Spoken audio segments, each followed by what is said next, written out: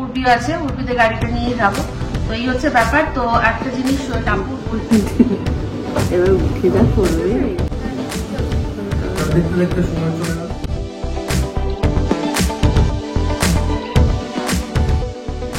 ওটার আছে, ওটারই একটা অংশকে দেখছি।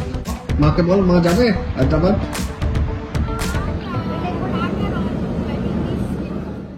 হাই, আমি ইপসিতা। সবাইকে আমাদের চ্যানেলে স্বাগত জানিয়ে শুরু করছি আজকে একটা নতুন ব্লগ। আজকে হচ্ছে 20 জুলাই, আর প্রায় 2 মাসের ছুটি কাটিয়ে আজকে টাপুর ফিরে যাচ্ছে হায়দ্রাবাদ হোস্টেলে। তো আজকে আমরা এখন যাব টাপুরকে ছাড়তে হাওড়ায়। তো সকালে উঠে ব্রেকফাস্ট বানিয়ে দিয়েছি। কি খেলি বল? Chowmein, mixed chowmein. তো চাউমিন করে দিয়েছি। এখন অ্যাকচুয়ালি প্রোগ্রাম ছিল আমরা সবাই যাব, রনুও যাবে, কিন্তু সারা রাত রনু প্রায় 5টা অবধি জেগে থেকে এই সকালের দিকে ঘুমিয়েছে। ওকে আর তুলতে চাইছি না, আর এখন ডাকার চেষ্টা করলেও করবে। আর ওর বাবারও শরীরটা খুব একটা ভালো নয়, তাই বললাম তোমরা থাকো, আমরা যাই, গিয়ে ছেড়ে দিয়ে আসি। এদিকে উর্বিও আছে, উর্বিতে গাড়িটা নিয়ে যাব। তো এই হচ্ছে ব্যাপার। এবার উঠে যা করবে ঘুম থেকে উঠে টাপু দিদি করে মাথা খারাপ করে দেয়। এই জন্য তো আমরা চেয়েছিলাম যে ও চলুক আমাদের সাথে। এবার এখন ওকে টেনে এইরকম ঘুমোচ্ছে, এরকম ভাবে টেনে ওকে নিয়ে যাওয়ার মানে ও সারাক্ষণ ধ্যান করবে। আর সত্যি শরীর ভালো লাগছে না, হাত ফাত ব্যথা করছে। আসলে টানা 2-3 দিন ঘুম হয়নি ঠিক মতো ঘুম হয়নি, পুরো রাত জাগতে হচ্ছে। সেই জন্য তারপর দেখবো যে আমি যে থেকে আমার শরীর আরে এর আগে একদিন উর্বিকে হসপিটালে কোথায় জানো ডাক্তারের কাছে নিয়ে গেছে। হ্যাঁ, আমিও গেছিলাম সাথে, আমি অমিত আর ও গেছিলাম। তো ভালো কথা, গেছি। এবারে ও যখন ডাক্তারের কাছে দেখাচ্ছে তখন আমি দেখছি হঠাৎ করে আমার ঘাম হচ্ছে, প্রচন্ড ঘাম হচ্ছে, চটচট, মানে প্রেশারটা মনে হয় ফল কমে গেছিল। তো মনে হচ্ছিল তখন আর এত ঘাম হচ্ছে যে মাথা ফাতা পিঠ ভিজে গেছে। শেষমেশ উর্বিকে দাদাকে সামলাতে হয়েছে। যে রিসেপশনে বসেছিলাম সেখানে, সেই রিসেপশনে 3টে এসি, 3 দিকে 3টে এসি, সেখানে ঘামছি। তো তখন মা এসে বলছে যে কি হলো, তোর শরীর খারাপ লাগছে? না, ওকে বোঝাচ্ছি যে না না না, কিন্তু হচ্ছিল। তো সেই জন্যই আজকে আমরা বলেছি বাবা থাকো, তুমি দরকার নেই, তুমি রেস্ট নাও। আমি থাকি, তোমরা যাও। আমি আর ছেলেকে নিয়ে কেউ একটু ওঠালে না, একে ওঠালে প্রবলেম, ঘুমোচ্ছে দেখুন না, প্রবলেম ঘুমাও, রেস্ট নাও। পুজোর সময় দেখা হবে। চলো ঠিক আছে। দেখতে দেখতে সময় চলে গেল। হ্যাঁ, 2 মাস প্রায় না চলে গেল। ঠিক আছে, দরজা বন্ধ করে দাও। 2 মাস পর দেখা হবে। হ্যাঁ হ্যাঁ, 2 মাসও পুরো নেই, পুজোতে 2 মাস নেই। সেপ্টেম্বরে পুজো পড়েছে। হ্যাঁ হ্যাঁ হ্যাঁ হ্যাঁ, চলো, মাম ওয়েট করছে নিচে, চলো। শুধু যাওয়া আসা করে, এই তো। চলো,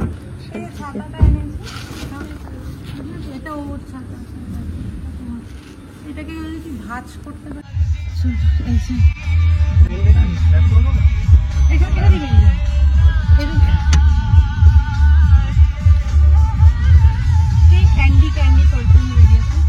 এই আমি ক্যান্ডি এটা। হ্যাঁ, চলো আমরা রওনা দিলাম। তো শুরু হলো আমাদের যাত্রা, আমাদের এই সাউথ প্রিন্স থেকে। তো দেখুন, একটা জিনিস চিন্তা করছিলাম আমি, যে মানুষ মানে কীরকম গতিশীল, তাই না? আজকে টাপুর এলো, 2 মাস প্রায় কিভাবে যে কেটে গেল কেউ আমরা বুঝতেই পারলাম না। আবার টাপুরে ফেরার সময়ও হয়ে গেল। এইখানে দেখুন, এই যে সুফল বাংলা, এখানটাতে বসে, যেখানটায় আমাদের পুজো হয়, তারপর হচ্ছে গিয়ে গণেশ পুজো হয় সেখানে। তো যেটা বলছিলাম যে মানুষ কীরকম পাখির মতো না, উড়ে উড়ে আসে আবার উড়ে উড়ে চলে যায়। তো দেখতে দেখতে 2 মাস কেটে গেল। তার মধ্যে কত রকমের, আমরা মানে আসার আগে কত রকমের পরিকল্পনা ছিল। সবচেয়ে বড় কথা হচ্ছে গিয়ে টাপুরের সাথে এশা, রূপ দেখা করবে, ওরা একসাথে দেখা করবে, সেটাও একটা দিনের জন্য হয়ে উঠলো না, এমনটাই ব্যস্ত। এমনিতে আমার বান্ধবী বর্ণালীও একটু ব্যস্ত ছিল, তাও ও অনেকবার বলেছিল দু একবার যে কিরে কবে আসবি, কিন্তু একদিনও হলো না। আসলে টাপুরের এই মানে এখানে এসে তারপর ওর যে ওই রিসার্চ পেপারটা ছিল সেটা নিয়েই আর কি একটুখানি ও ব্যস্ত হয়ে গেল।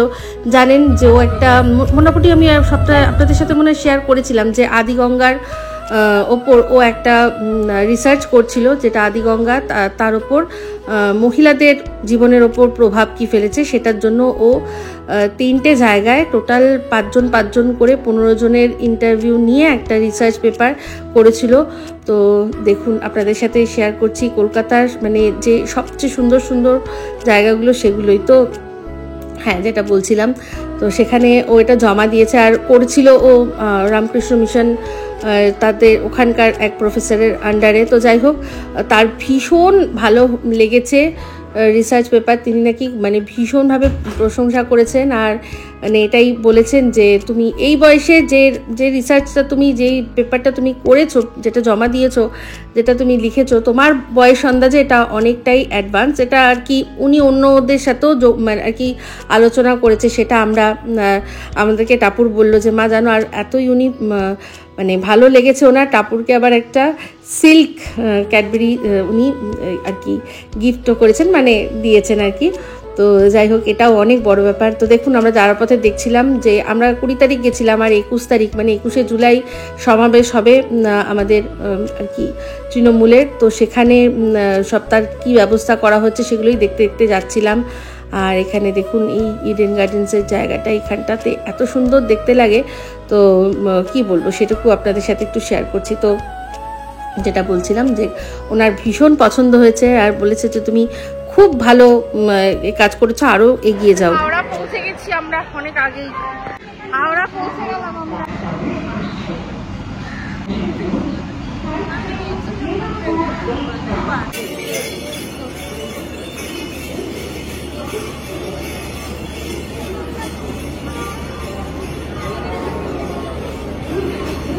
বিশাল ভিড়, সব বাঁক নিয়ে যাচ্ছে, ভালো লাগছে দেখতে, বিশাল ভিড়। সব কালকে শ্রাবণ মাসের প্রথম সোমবার, তাই সবাই এখানে জড়ো হচ্ছে। সব এখান থেকেই তো তারকেশ্বর যাওয়ার। বাঘ এক একটা দেখার মতো বাঘ, এত সুন্দর সুন্দর। ওই যে ওইখানে যাচ্ছে দেখুন, এক বাঘ, সে দেখতেও ভালো লাগছে। এখানে হাওড়া মেট্রো স্টেশন, এখানটা খোলেনি এখনো। আমি অনেকদিন পরে দিকটা আসলাম, তাই আমার নতুন নতুন লাগছে। বাহ, বেশ ভালো। অনেকদিন পর বলতে আমরা যখন বন্দে ভারত ধরতে এসেছিলাম তখন তো একদম জায়গা মতো যেখানটা দিয়ে ছাড়বে ঠিক সেই জায়গাটাতেই গাড়ি এসে দাঁড়িয়েছিল আর আমরা উঠে গেছি। এবার আমরা একটু আগের দিকে চলে গেছি। তো যাই হোক, এখন পৌঁছাচ্ছি।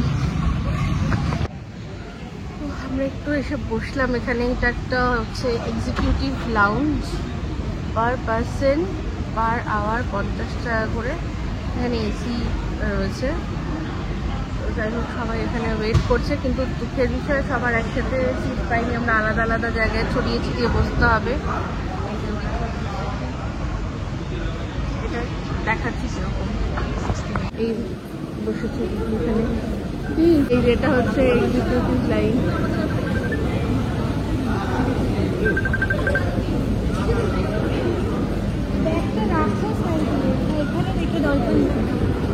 এখানে খাবার দাবারও রয়েছে, মানে চাট কাউন্টার রয়েছে, একটা জুস কাউন্টার রয়েছে, এখানে নিয়মও আছে, নিয়মও রয়েছে। খাবার দাবারের বেশ অনেক অপশন রয়েছে, বেশ ভালো। এখানে ওয়াশরুমও রয়েছে, সব রয়েছে। খুব খাবারের আরও আছে, বেশ খালি খালি খাবার দাবার। এটা বাইরের দিকে অ্যাক্সেস করা যায়, বা বেশ ভালো। বাইরের দিকে যেটা ফুড কাউন্টার আছে ওটারই একটা অংশকে ওই এক্সিকিউটিভ লাউঞ্জ বলে বাইরের এপাশ থেকে করে দেওয়া আছে। তো এই হচ্ছে ব্যাপার। কেমন লাগছে এক্সিকিউটিভ লাউঞ্জে বসে? খুব ভালো, খুব ভালো। এসিটা খুব একটা ভালো কাজ করছে না। যারা স্টেশনে এসে একটা ফেক এয়ারপোর্ট ফিলিং চাইছে, ফেক এয়ারপোর্ট ফিলিং, হ্যাঁ তা ঠিক।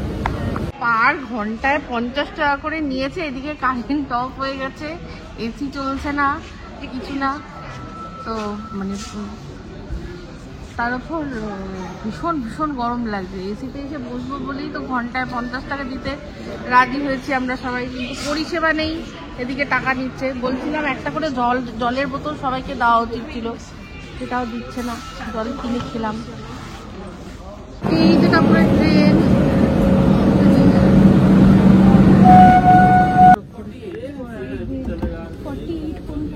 কাপড়কে তুলে দিয়ে আমরা বেশ কান্নাকাটি করার চেষ্টা করছি। উর্বি বলছে কাঁদবে, ওই গানটা গিয়ে দে একটু, তাহলে কান্নাটা জমে না। ওইদিকে দেখেছি আমার নজরে ঘুরিয়ে যাবে, আমার ট্রেনটা ছেড়ে দিল না। আমার আসছে না, কান্না আসছে না তো? আর তো ওই তো এক মাস পরে তো পুজোতে আবার আসবে, 1-1.5 মাস পরে কাটিয়ে যায়। তাই তো এখানে আমি হাসছিলাম আর উর্বি বলছিল যে এই কেঁদো না। তো এই কথাটা আর কি ভালোভাবে আসেনি, এত আওয়াজ, ওই ইঞ্জিন স্টার্ট করে দিয়েছিল, তাই জন্য কথাটা ভয়েস ওভারে বললাম। না তো কিসি করে দাও একটা দুজনকে। চলো টাটা। না সত্যি আমি কাঁদবো না, আমি জানি আমি কাঁদবো না একদম। ও তো আবার হ্যাঁ একদম। টাটা করে দাও। রনুকে একটা কিছু বলে দে। টাটা করে দাও। কি বলছো বলো, কোথায় যাবে? ট্রেনে টিকিট যাবো। কোথায় যাবে টিকিট করে? টিকিট কেটে কোথায় যাবে? টিকিট কাটে ট্রেনে যাব। আচ্ছা, তো এসের থেকে যখন থেকে এসছি তখন থেকে ওই গান গাইছে আর কি। ট্রেনের টিকিটে করে যাব। টাপু দিদি টাটা করে দিয়েছে। টাপু দিদি এখন ট্রেনে করে কোথায় যাচ্ছে? হায়দ্রাবাদ। এই যে ওর সেটা চিন্তা করলেই ওর ইয়ে হচ্ছে। ওই যে গুচি আমরাও যাবো ট্রেনে করে টিকিট কেটে, তাই না রনু? হায়দ্রাবাদ যাবি তো? হায়দ্রাবাদ যাবি হায়দ্রাবাদ? তারপর দিদি তোমাকে টাটা করেছে, তুমি টাটা করে দাও। টাটা করে দাও। Tata tata. আচ্ছা চুমু দিয়ে দাও একটা, আমাকে চুমু দিয়ে দাও। Good boy. তো ছেড়ে চলে আসলাম বসিয়ে দিয়ে। আমরা যতক্ষণে পৌঁছাচ্ছি তার মধ্যে একবার উর্বি ফোন করলো, বললো কিরে কি করছিস? বলছে লাঞ্চ করছি। তো কি হচ্ছে মা? আমি জানি কিছু হয় না বাবা, না আমার সোনাটার মনটা খারাপ হচ্ছে, আমি জানি এখন দুদিন একটু মনটা খারাপ থাকবে। তো যাই হোক, এখন মন খারাপের প্রচুর পালা। সবকিছু সেগুলোকে মানিয়ে নিতে হবে। সামনে অনেক অনেক নতুন অনেক কিছু হতে চলেছে। জানি না যা হবে, আশা করছি ভালোর জন্যই হবে। সেগুলো সমস্তই আপনাদের সাথে আস্তে আস্তে সমস্তটাই শেয়ার করব। তো চলুন এখন আপাতত এসেছি, জামাটা আমার ছাড়ি, পরে আবার। বাবা হায়দ্রাবাদে যাব। হায়দ্রাবাদে কিসে করে যাবি? ট্রেনে করে না প্লেনে করে? যাবো ট্রেনে করে যা। ট্রেনে করে যাই আছে। তারপর দিদি কাছে যাবি। তারপর দিদি কাছে যা। তারপর দিদি হোস্টেলে চলে গেছে। তারপর দিদি কাছে যাবি। হায়দ্রাবাদের হোস্টেলে চলে গেছে। হোস্টেল চলে যাবি। যাবি? চ মাকে বল, মা যাবে হায়দ্রাবাদ। ট্রেনে করে যাবি? হ্যাঁ যাবো, চল মাকে জিজ্ঞেস কর মা যাবে কিনা। দীঘা সমুদ্রে যা। আর দীঘা আবার কোথা দিয়ে আসলো? তো ব্লগটা শেষ করতে আসলাম, কিন্তু তার আগে বলি গতকালকে টাপুর চলে যাওয়ার সময় যে ব্লগটা আমি করেছি তাতে এমন একটা টেকনিক্যাল গ্লিচ হয়েছে যে অর্ধেক ভিডিওই আমার ঠিক মতো আসেনি, মানে রেজুলেশন চেঞ্জ হয়ে গেছে। সবচেয়ে বড় কথা, টাপুর একটা খুব সুন্দর মেসেজ দিয়েছিল, সেটা হচ্ছে শ্রেয়ার জন্য। শ্রেয়া টাপুরকে একটা ভগবত গীতা পাঠিয়েছে, আর ওকে আরো একটা গিফট পাঠিয়েছে, একটা পারফিউম মানে ছিল, সেটার মধ্যে থেকে আমিও একটা নিয়েছি। তো যাই হোক, সেটা পাঠিয়েছে। আরো একটা জিনিস পাঠিয়েছে, ওটা পরে দেখাবো। ওটা রনুকে পাঠিয়েছে পঞ্চতন্ত্র, খুব সুন্দর ইয়ে। তো সেটা টাপুরের এত ভালো লেগেছে যে ভগবত গীতা খুব ইচ্ছা ছিল পড়ার। তো ওটাও পেয়ে ওকে কতটা খুশি হয়েছে সেটাইও মানে বলেছিল। এবার আমি কি ক্যামেরাটা ধরেছি, প্লে বাটনটা প্লে করিনি, প্রথম যখন ইন্ট্রোটা দিয়েছিলাম তারপরে আমি মানে একটা পজ নিয়েছিলাম, তো তারপরেই ও কথাটা আমি ওকে বললাম যে তুই কি শেয়ার করতে চাস, তো কারণ ও আমার সাথে শেয়ার করছিল। আমি বললাম তুই কি অন ক্যামেরাটা শেয়ার করবি, বলছে হ্যাঁ হ্যাঁ আমি বলবো। আমি বললাম বল, শ্রেয়া দিদি খুব খুশি হবে। তো ওই শ্রেয়া দিদি বলে খুব সুন্দর করে একটা বলেছিল, তো ওটার আমি ভিডিওই নিইনি। তারপর তুমি কি বলেছিল তুমি বলে দাও, মোটামুটি কি বলেছিল?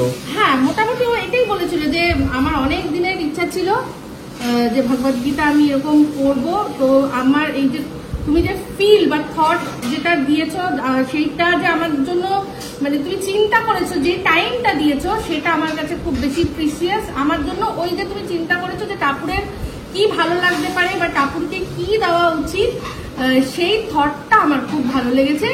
গিফট তো অবশ্যই, কিন্তু তার পেছনে যে থটটা থাকে সেটা অনেক বেশি প্রিসিয়াস। ওর বক্তব্যটা ও নিজের মতো করে আরো সুন্দর করে বলেছিল, তো পুরো দোষটা আমারই। আমার মানে যখন থেকে দেখেছি যে আমি ওটা মানে ইয়ে করিনি, তখন থেকে আমার মনটা খুব খারাপ হয়ে রয়েছে। তারপরে ওই ওখানে গিয়েও অ্যাকচুয়ালি আমরা ওই ভুল করে পুরোনো বিল্ডিং এ চলে গেছিলাম, তারপর নতুন বিল্ডিং, ওর থেকে আসা টাসা ওসব মিলিয়ে আমি ঠিকভাবে ভিডিও করতে পারিনি। এমন রেজুলেশন করেছি মানে এই যে পুরো যে চওড়াটা না ওটা ঠিকভাবে আসেনি, দেখুন একটু কাটা আছে, আমার ফোনেরই টেকনিক্যাল গ্লিচ। তো যাই হোক, টাপুর এখন বললো যে ওর মোটামুটি ট্রেন অনেকটাই লেট আছে, ওর রাইট টাইম হচ্ছে গিয়ে দুপুর 2টো, তো সেক্ষেত্রে ওর বললো যে মোটামুটি 6টা বেজে যাবে পৌঁছাতে, এতটাই লেট আছে। তো এমনি সব ঠিকই আছে, পৌঁছে যাবে। তো এখন আমি আমাদের মানে আজকে অনেকটাই লেট হয়ে গেছে, তো কি মেনুতে আছে সেটা আপনাদের দেখিয়ে দিই, মানে আজকে কি রান্না করলাম সেটা একটু শেয়ার করে আর কি ব্লগটা শেষ করে দেবো। এই যে এটা হচ্ছে প্লেন মুগ ডাল, একদম প্লেন মুগ ডাল, এর মধ্যে শুধু আদা আর জিরে আছে, কাঁচা লঙ্কা তেজপাতা ফোড়ন আছে, এটা মুগ ডাল, ঠিক আছে। আচ্ছা, এটা হচ্ছে আমাদের জন্য, এটা হচ্ছে আলু পটলের রসা কষা ঝোল, মানে একটু হালকা ঝোল গ্রেভি যাই হোক সেটা, ঠিক আছে। আর এটা হচ্ছে আমাদের অনুবাবুর মুরগিনির লাল ঝোল, যেটা কাল রাত্রে আমি করেছিলাম, সেখান থেকে ওর মতো করে বার করেছি, কারণ ও তো আর ডাল আর ইয়ে দিয়ে খাবে না। তো যাই হোক, এই বলেই ভিডিওটা এখানে এন্ড করছি। যদি ভালো লাগে তাহলে অবশ্যই লাইক শেয়ার কমেন্ট করতে ভুলবেন না। যারা চ্যানেলটা সাবস্ক্রাইব করেননি তারা সাবস্ক্রাইব করে দেবেন। সবাই ভালো থাকবেন, সুস্থ থাকবেন।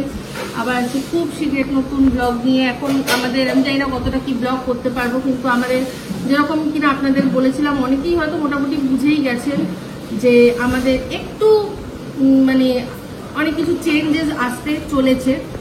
তো চেষ্টা করব যে এখন মোটামুটি রোজ একটা করে ছোট হোক যাই হোক ব্লগ দিয়ে রাখতে, কারণ এই ব্লগগুলো আমার কাছে একটা স্মৃতি হয়ে থাকবে হয়তো। যাই হোক, টাটা। আবার ক্যামেরাটা অন করতে নিশ্চয় দেওয়ার মনে করে দিলেও কি হলো, ওটা বললে না তো চলতে হ্যাঁ দুয়া में याद रखना। অবশ্যই এখন দুয়া অনেক বেশি করে চাই, তো চলতে হ্যাঁ দুয়া में याद रखना।